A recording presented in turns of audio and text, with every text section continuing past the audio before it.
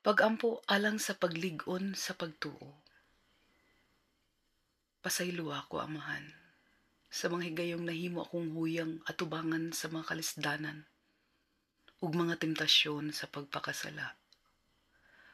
Pasaylo ako sa mga higayong nakalimot ako kanimo, hilabi na sa panahong daghan ko og buluhaton ug mga responsibilidad. Wala ko gikalimtan ang imong kaayo. Kabisan taliwala sa akong mga kalapasan, ikaw gihapon ang naghatag kanako sa tanang grasyang akong natagamtaman. Hilabi na ning grasya sa kinabuhi, ang grasya sa mga gugma nga akong nadawat, ug ako usab nga gibati alang sa uban.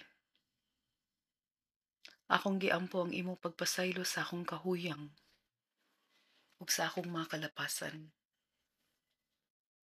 Hinaot abagan mo ako kanunay sa akong mga buluhaton, sa tanang kong gihuna-huna, sa tanang kong gibati.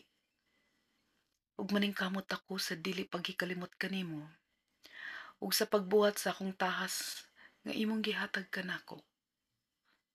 Pasaylo ako, Amahan.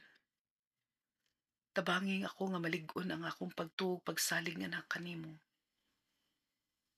Ug sa dili paghikalimot kanimo sa tanang higayon. Akong tumong mao ang pagsilbi kanimo hangtod sa kahangturan. Amen.